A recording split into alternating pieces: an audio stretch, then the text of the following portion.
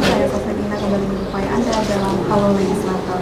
Pemirsa, topik politik selalu menjadi sorotan utama khususnya di tahun 2024 ini, bagaimana topik politik ini selalu menjadi topik di segala pemberitaan dan juga menjadi trending topik di media sosial. Dan hari ini kita akan membahas mengenai warna pemilu di 2024 bersama anggota Komisi 4 DPRD Kabupaten Lampung Tengah dari Partai PKB, Pak Cecep Jamani, SSI. Pak, Assalamualaikum Pak Cecep. Waalaikumsalam warahmatullahi wabarakatuh. Sehat kabarnya Pak? Sehat Mbak Salwa, sehat. Baik. Keadaan sehat, semangat, tapi kita tahu di 2024 ini kan sepertinya karena pemilu tensinya jadi tinggi ya Pak. Oh gitu ya. Tapi kalau untuk suasana pemilu di Lampung Tengah ini bagaimana Pak? Aman, bergembira, damai atau gimana? Iya, saya kira sih kalau saya lihat di masyarakat ya, itu masih damai kok. Masih damai, saya lihat masyarakat itu mereka tanggapannya begitu masih. Mas ini dingin-dingin ya. Ya dingin, saya bilang gitu, ini yang memang kita harapkan. Kita harapkan suasana dingin lah. Biarkan yang panas itu tensi politiknya aja, tapi masyarakat tetap dingin begitu. Panasnya hanya terlihat dari layar TV aja ya Pak ya, tapi kalau secara realita masyarakat tetap gotong royong, Iya. ceria. Jadi panasnya biar di politisi-politisinya aja. Biarkan itu wajar karena kan memang ini hajat 5 tahunan para politisi, partai politik begitu. Gimana pun tiap partai politik kan punya target-target. Ya mesin harus panas memang. Kalau mesin nggak panas dingin-dingin aja, berarti nggak berhasil partai tersebut. Iya. Semua mesin partai harus panas, tapi masyarakat harus tetap dingin begitu. Harus yang gembira. Tapi jangan sampai memecah belah bangsa juga. Oh ya Pak, betul jangan. Berbeda pilihan. Iya. Itu NKRI harga mati. Baik. Iya. Pak Cecep ini kan dari Partai PKB ya. Bagaimana Pak ceritanya nih? Kemarin kan Caimin baru datang ya Pak ya ke Lampung. Iya betul. Iya banyak cerita. Jadi Caimin ke Lampung itu berarti Caimin memprioritaskan, menargetkan Lampung itu menjadi lumbung suara bagi kita. Menjadi lumbung. Iya, bagi Amin, bagi PKB. Ketika beliau beberapa kali datang ke Lampung, artinya kita menargetkan Lampung ini jadi lumbung suara kita, begitu. Iya. Mengapa ada keyakinan menjadi lumbung suara kalau dari analisis Pak Cecep melihat? Oh satu, kita di Lampung ini kan punya wakil gubernur, ya kan? Wakil gubernur itu orang kedua lah di Lampung. Kemudian partai PKB ini saat ini di Lampung itu oleh racikan beliau Mbak Husni Halim, itu kita sudah sampai tingkat desa. Jadi sampai tingkat ranting itu kepengurusan sudah clear. Di Lampung ini sudah clear kepengurusan pengurus PKB sampai tingkat ranting. Kemudian di legislatifnya pun kita sudah ramu, kita racik, setiap dapil itu terisi semua. Jadi rata-rata kita 100% terisi. Caleg-caleg baik kuota perempuan kan 30% terisi semua. Kemudian caleg potensial terisi semua. Jadi itu menandakan kesiapan kita PKB di Lampung ini dari mulai wilayah, kemudian tingkat kabupaten, kecamatan, sampai tingkat desa kita sudah siap Mas Salwa. Artinya dari segala kenyataan tersebut ini optimis. Ya, Optimis benar. Dan artinya dengan Caimin datang ke Lampung ini antusias masyarakat luar biasa. Iya, nah itu ketika Caimin datang ke Lampung, pengurus-pengurus itu terbakar semangatnya. Ya, semakin terbakar semangatnya. Kemudian masyarakat bisa tahu juga pemaparan langsung dari calon presiden kita, Anies, kemudian wakil presiden dari PKB, Gus Muhaimin Iskandar, dipaparkan semua. Visi misinya beliau dipaparkan. Apa yang akan dilakukan ketika beliau menjadi presiden dan wakil presiden di Indonesia. Jadi masyarakat bisa lebih tahu dan bisa lebih yakin dengan calon-calon pimpinan mereka begitu. Baik, apalagi Caimin sudah datang ke Lampung, kemudian Pak Anies juga. Iya. Ini semakin memperkuat ya Pak ya. Iya, betul. Simpatisan ya memang sudah yakin di 01. Kemudian sebenarnya kalau kita lihat nih Pak ya, dari masyarakat secara realitanya juga banyak yang berpikiran bahwa Caimin ini sering blunder dengan perkataan-perkataannya. Kalau dari Pak Cecep sendiri Sebenarnya melihat hal tersebut karena memang posisinya belum siap, atau memang itu tidak akan meragukan elektabilitas sebagai pemimpin nanti? Saya kira sih, iya, saya kira sih enggak lah ya. Apa namanya, Cak Imin ini kan orang hebat lah saya lihat. Ya dalam dunia politik itu memang tidak bisa seperti dunia matematis. Mungkin masyarakat inginnya seperti matematik aja, 1 tambah 1 sama 2, 2 dikurangi 1 sama dengan 1, begitu. Saya kira di politik itu kan penuh seni, cara menyampaikan dan lain sebagainya itu punya karakter sendiri. Justru dengan penyampaian seperti itu, Cak Imin itu masyarakat bisa paham. Oh, karakter Cak Imin ini karakternya begitu. Dia punya ciri khas tersendiri begitu. Iya, humoris, saya kira gitu, dengan selepet Cak Iminnya ya kan. Iya, itu karena memang mungkin tadinya mungkin banyak apa itu selepet Cak Imin. Tapi kalau di kalangan dunia santri, dunia saya ini kalangan sarungan, karena saya juga termasuk santri ya, jadi kita paham betul gitu. Oh, istilah-istilah itu kita sangat paham. Dan sekarang pun masyarakat umum pun memahami itu begitu. Yang mungkin tadinya awalnya kurang paham, tapi kan lama-lama paham semua begitu. Di samping memang tanggapan-tanggapan masyarakat seperti itu, sebenarnya kalau dari secara kinerja, track record ini sudah tidak diragukan lagi ya Pak? Iya, tidak diragukan.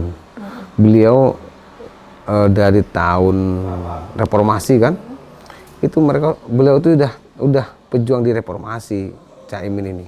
Jadi Gus Muhaimin, ketua umum PKB itu terlibat aktif ya dari era reformasi. Kemudian beliau mendampingi Gus Dur di Presiden Republik Indonesia itu. Kemudian jadi di legislatif pernah menjadi DPR. Ya, wakil ketua DPR pernah. Kemudian wakil ketua MPR ya pernah. Menteri pernah. Ketua umum. Jadi kapasitas itu saya kira sudah tidak diragukan lagi untuk masyarakat Indonesia ini, kapasitasnya beliau. Kalau dari menurut Pak Cecep sendiri sebenarnya kepengalaman menjadi pemimpin itu penting tidak untuk seorang presiden? Oh, sangat penting Mbak Salwa. Sangat penting. Sangat penting, karena apa? Ya, kita itu kan ada istilah lah. Pengalaman itu guru yang terbaik, ya kan? Pengalaman itu adalah guru yang terbaik untuk kita jalankan. Tidak hanya teoritis, tetapi pengalaman. Dengan pengalaman itu kita bisa belajar. Jadi learning by doing. Kalau udah learning by doing, udah kita berpengalaman, kita bisa tahu kelemahan, kekurangan dari teori-teori yang diaplikasikan itu apa. Kebijakan-kebijakan yang diaplikasikan di lapangan, di masyarakat, kekurangannya apa, ya kan kita bisa tahu. Begitu. Artinya salah satu kriteria pemimpin negara yang baik itu adalah memiliki pengalaman organisasi, pemimpinan yang banyak ya Pak, ya? Bukan yang baru. Iya, betul. Saya kira masyarakat bisa melihat kok, bisa melihat ya. Begitu pentingnya pengalaman. Baik. Iya. Kita nanti akan bahas mengenai kinerja program dan apalagi debat nih Pak. Debat ketiga, debat terakhir yang sampai sekarang ini masih masih diperbincangkan. Iya. Tapi setelah jeda pariwara.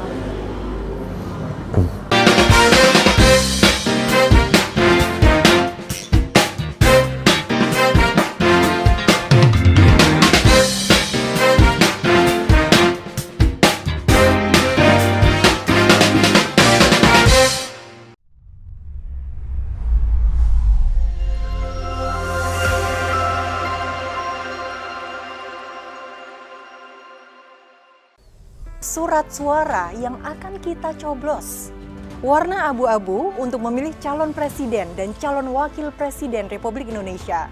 Warna kuning untuk memilih anggota DPR Republik Indonesia. Warna merah untuk memilih anggota DPD Republik Indonesia.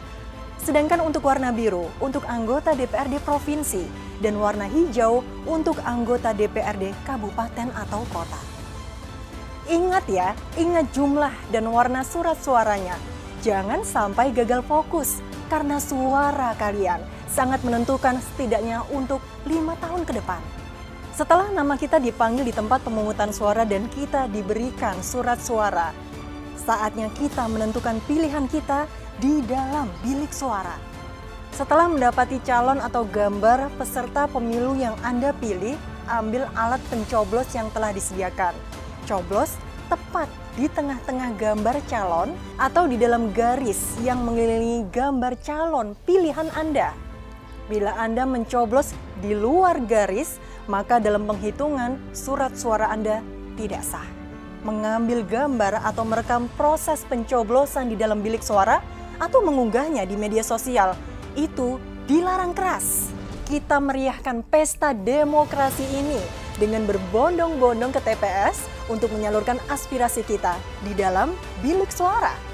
Jangan sia-siakan suara Anda dalam pemilu kali ini, apalagi golput. Kalau ada yang ingin ditanyakan, silahkan datang ke kantor KPU di kota Anda atau kunjungi website. Oke, selamat berpesta, berkampanye, dan tentukan pilihan. Tetap damai, jaga persatuan bangsa. No hoax, no cela-mencela.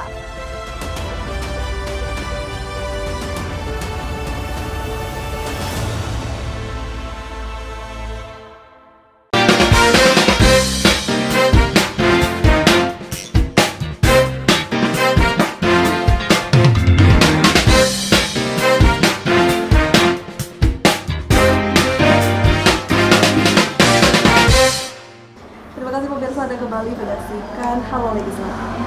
Baik, Pak Cecep, kita lanjutkan kembali. Saya ingin tahu nih, kalau dari sudut pandang Pak Cecep sendiri melihat debat terakhir, debat ketiga ini bagaimana? Kalau kita menelisik di debat pertama ini kan orang-orang berkata bahwa seru, tapi kontennya, gagasannya masih normatif. Tapi kalau debat ketiga sudah mulai substantif kah atau belum dari seluruh capres? Iya, saya kira kan udah 2 kali debat ya. Itu udah dijadikan pegangan lah. Oh, pola-polanya udah terbaca juga. Jadi pola-polanya akhirnya kita juga Gus Muhaimin ya dengan tim kita, jelas kita belajar, kita siap untuk melaksanakan debat itu begitu. Dan kita tidak hanya masalah debat kan. Artinya realitanya pun Gus Imin itu kan ya punya segudang pengetahuan, segudang pengalaman beliau itu. Iya, jadi jelas saat ini kita akan cuci gudang. Nah begitu. Jadi di akhir ini Gus Imin pasti akan cuci gudang.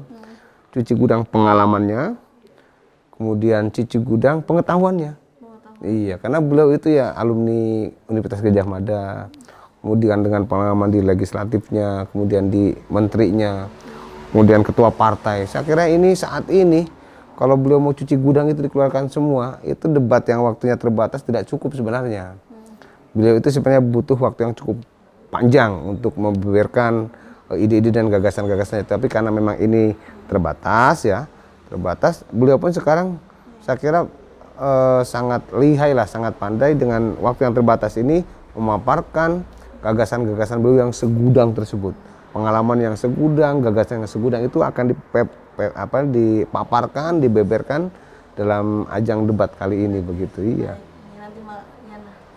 Iya, malam ini Mbak Salwa. Nah, kemudian kalau tanggapan dari Pak Cecep sendiri terkait Caimin yang tidak tahu dari makna atau arti dari SG itu bagaimana? Ini kan banyak sekali nih dari 203 yang memanfaatkan kelemahan ini. Nah, saya kira itu tidak fair lah memang ya kan, tidak fair lah. Apa namanya? Kita kan banyak sekali istilah, banyak sekali kepanjangan-kepanjangan. Jadi ini konteksnya saat ini kita lagi konteks apa gitu loh. Ini, nah maksudnya konsep-konsep itu, gagasan-gagasan itu harus ada batasan-batasannya. Kalau tidak ada batasan-batasannya, tahu-tahu ngomongin masalah misalkan ya teknologi penyerapan karbon, kemudian SGI. Kemudian banyak kan, misalkan kita berbicara masalah dari segi ekonomi, kemudian segi kesehatan, segi lingkungan.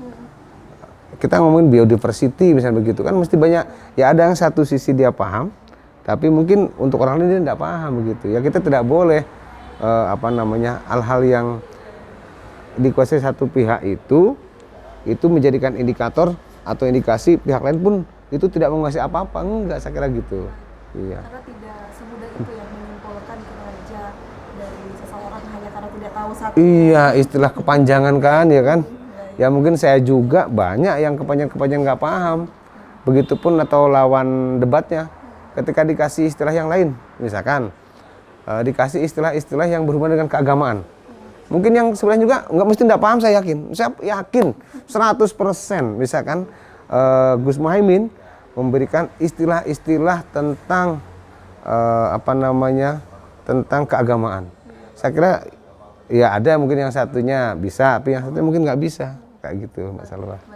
Dan di sisi lain juga kan kalau kita lihat dari debat terakhir, debat ketiga ini juga seperti kesannya dari paslon 01 dan 03 ini menyerang 02, dan bahkan Presiden kita Pak Jokowi juga menyatakan bahwa debat terakhir ini tidak substantif, begitu personal. Kalau dari kacamata Pak Cecep sendiri, kenapa tidak ini disampaikan oleh Pak Presiden? Kalau memang personal sekali yang diserang oleh 01, 03 kepada 02, atau sebenarnya tidak, itu memang sesuai fakta, data? Ya, itulah kita kalau dari sisi-sisi yang dilihat, ini kan ada pemaparan ide dan debat. Jadi ketika memang ada celah di situ ya, saya kira dilihat di pasangan 01 ini Pak Anies dan Gus Muhaimin kan begitu kuat dengan data. Ya bayangkan Pak Anies itu akademisi, Menteri Pendidikan kan, waktu itu sangat kuat dengan data, dengan riset sangat kuat. Gus Muhaimin pun dengan backgroundnya di Gajah Mada itu riset data sangat kuat sekali begitu. Tetapi mungkin yang satu menganggap data itu yang penting realitanya, nggak penting datanya. Nah kita kan bicara nggak bisa begitu. Gitu ya, data sangat penting. Data itu kan kita bisa analisa, lapangan itu bisa kita analisa dengan data. Ya kita bisa ngomong by data dong. Ya nggak bisa by argumen aja. Nah data itu yang kita sama-sama, ayo ini data seperti ini kita analisa seperti apa. Itu udah benar saya kira. Baik 01 dan yang lain. Kalau 01 saya kira udah benar. Data itu yang dianalisa. Apa solusinya, apa kedepannya mau seperti apa. Itu benar seperti itu. Gitu Mbak Salwa. Mungkin sekiranya agar bisa menjadi referensi untuk pemirsa di rumah. Kita kan tahu nih Pak Cecep, di tahun ini di pemilu 2024 diisi dengan pemilih-pemilih pemula. Mungkin agak sebagai referensi juga pemilih pemula ini bagaimana sih untuk bisa menentukan pemimpin yang baik yang memang betul-betul untuk Indonesia. Iya. Apakah kriteria tersebut ada di 01 yang bisa dijabarkan? Iya. Di 01 saya kira kriteria bagi para pemilih-pemilih pemula milenial Gen Z ini ya. Ini saya kira ada, sangat-sangat ada. Satu, pemimpin 01 ini begitu menguasai data. Nah, ketika menguasai data berarti menguasai lapangan. Karena kita akan menganalisa perkembangan progres sesuatu itu by data. Kita akan melihat perkembangan itu by data.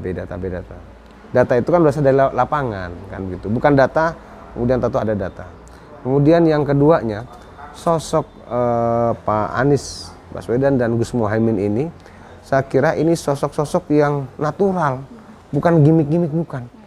Beliau datang sampai ke Lampung menyapa, enggak gimmick-gimmick enggak. Kemudian beliau datang, kan kita bisa lihat tuh, datang kemanapun, Anies Muhaimin ini begitu antusias masyarakat datang menghubunginya gitu. Karena memang beliau itu sosok-sosok yang sangat diidamkan oleh masyarakat begitu. Iya, saya kira mungkin di situ saya lihat. Jadi memang karakternya bisa terlihat di 01, tinggal masyarakat ya menilai ya. Iya. Kalau bagi Gen Z, bagi pemilih pemula, mereka bisa lihat kok ini apa natural, oh ini settingan, ini gimmick-gimmick, itu mereka bisa lihat. Tapi sebenarnya arti dari selepet itu apa sih? Kenapa selalu diidentikan dengan Caimin? Apakah sebenarnya ada hubungannya atau tahu ini ceritanya? Kalau tapi jangan dijawab dulu. Siap. Pemirsa jangan kemana-mana, tetap di Halo Legislator.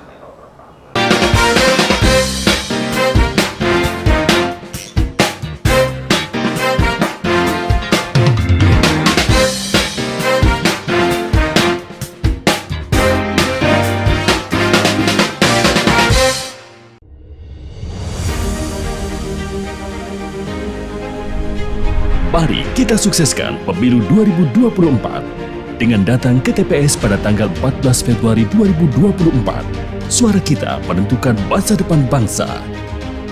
Demokrasi memberikan ruang kepada masyarakat untuk bebas berpendapat.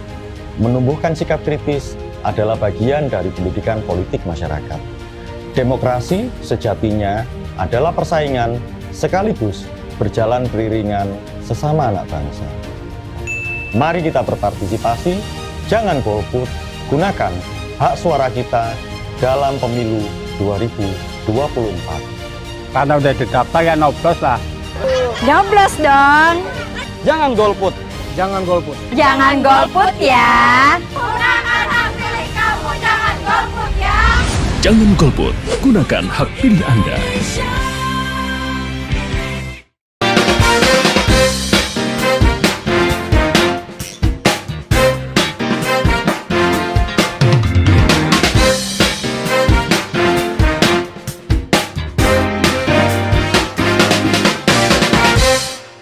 Terima kasih pemirsa, Anda kembali menyaksikan Halo Legislator dan kita masih berbincang bersama Pak Cecep, anggota Komisi 4 DPRD Lampung Tengah.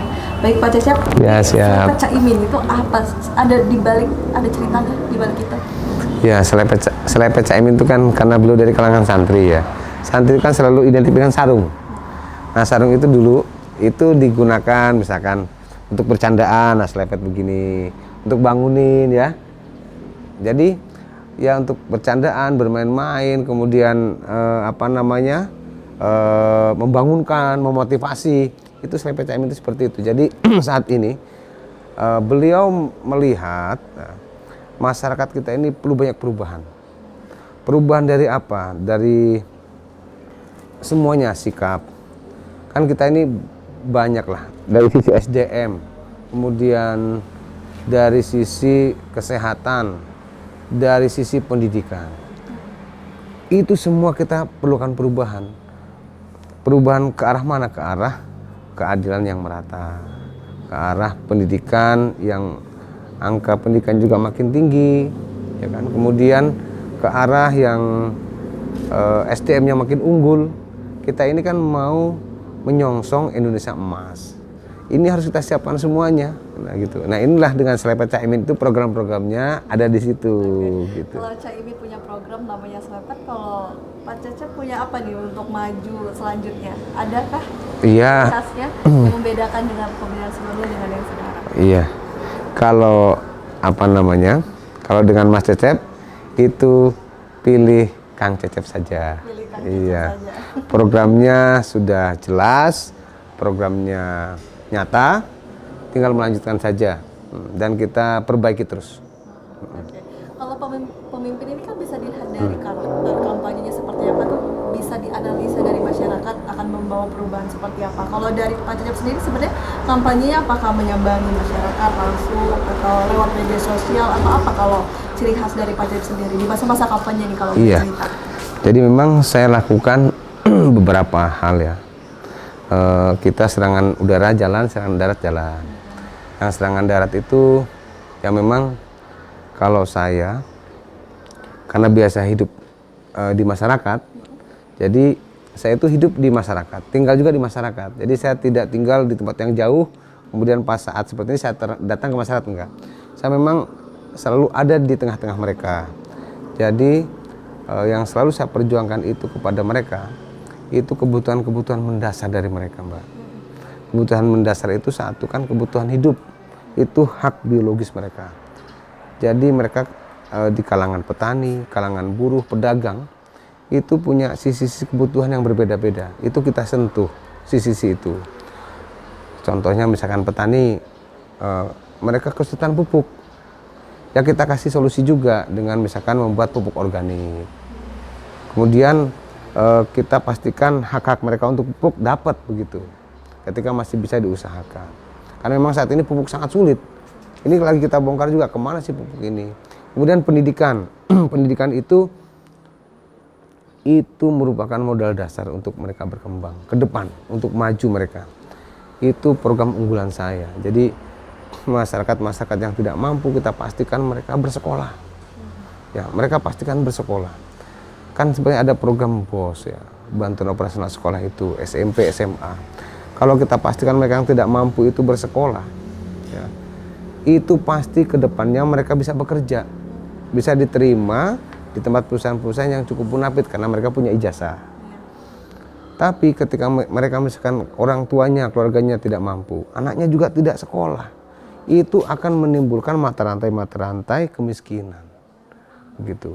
Kemudian ada lagi sisi-sisi kesehatan. Nah, masyarakat yang tidak mampu terutama itu seperti tugas saya di pengawasan memang ya, dan di anggaran kita selalu pantau. Ketika di anggaran kita pastikan anggaran untuk PB itu tercukupi untuk Lampung Tengah. Kemudian di masyarakat pun penerima manfaat PB itu tepat sasaran. Kita selalu pantau, kemudian kita juga diskusi dengan aparatur pemerintah di kampung supaya ini benar-benar tepat sasaran. Karena tadi ketika masyarakat miskin, anaknya bisa sekolah, kemudian mendapatkan fasilitas kesehatan secara gratis. Otomatis mereka ketika sakit itu tidak akan ada biaya tambahan. Ya mereka tidak akan mengeluarkan dari uang saku mereka begitu. Kemudian anaknya bisa sekolah. Itu mudah-mudahan ke depan kita satu generasi ini akan berubah. Satu generasi yang tadinya tidak sekolah, jadi anak-anaknya bersekolah, bisa bekerja di tempat-tempat yang layak lah begitu. Akhirnya menghasilkan pekerjaan, punya pekerjaan dengan penghasilan yang layak. Nah itulah yang akan memutus mata rantai kemiskinan yang ada di tempat kita ini. Dengan begitu kita akan menghasilkan SDM-SDM yang unggul. Suatu saat mudah-mudahan Lampung Tengah ini tidak akan kalah dengan kabupaten kota yang lain gitu. Kita persiapkan semua lini sehingga kita tidak hanya infrastruktur tapi SDM kita unggul, pendidikan, kesehatan, semuanya.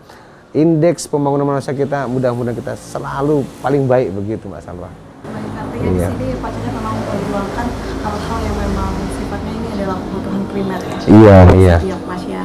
Untuk setiap masyarakat. Artinya program-program ini memang program yang suatu warna yang baru atau sebenarnya sudah melanjutkan saja nih? Ya mungkin ada perlu penekanan-penekanan sebenarnya. Ya sebenarnya itu sudah program cukup lama tapi tetap seksi saya kira. Itu program yang tetap seksi untuk dikawal. Jadi ketika ada anggota dewan kok tidak mengawal itu saya kira salah lah karena anggarannya sudah jelas ada. Kemudian tinggal ini sesuai dengan sasaran atau tidak karena banyak di bawah memang masyarakat tidak mampu belum mendapatkan fasilitas itu. Dan ada lagi masalah yang masyarakat terutama mereka yatim piatu. Nah ini yatim piatu itu harus kita benar-benar inilah sesuai dengan amanah undang-undang. Kita itu diamani undang-undang untuk mengurusi anak yatim piatu, anak terlantar. Itu dipelihara oleh negara. Itu berarti kita sebagai pejabat pemerintahan begitu wajib mengawal. Iya, tugas kita kan dari anggaran, legislasi, pengawasan itu wajib mengawasi, menganggarkan dan juga di peraturan-peraturan anak-anak yatim piatu harus seperti apa. Harus kita urusin ini mereka sehingga mereka akan terjamin kehidupannya, sekolahnya, kesehatannya dan ekonominya begitu. Untuk itu di kesempatan hari ini para pemirsa saat ini sedang menyaksikan juga Pak Cecep bisa langsung diyakinkan, diajak untuk memilih Pak Cecep di dapil mana, nomor berapa dan lain-lain.